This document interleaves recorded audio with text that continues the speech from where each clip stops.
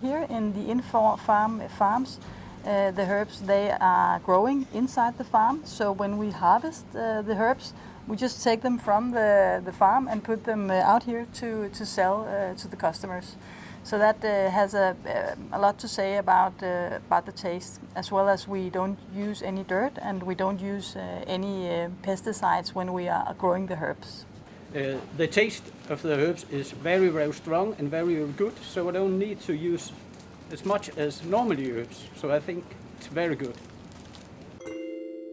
So in our in-farm farming station, we harvest sometimes a minute before we serve, and that is a difference of taste. Maybe it's just 3 or 5%, but if you're on the top of your game, 3 or 5% is making the difference on the palate from outstanding to wow, wow, wow, yippee-yo, yippee-yay.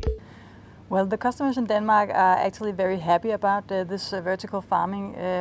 Our customers here in Irma, they find sustainability very important, and this is a way of making sustainable growth, where we use less resources, but we end up with a high-end quality product that is really, really tasteful.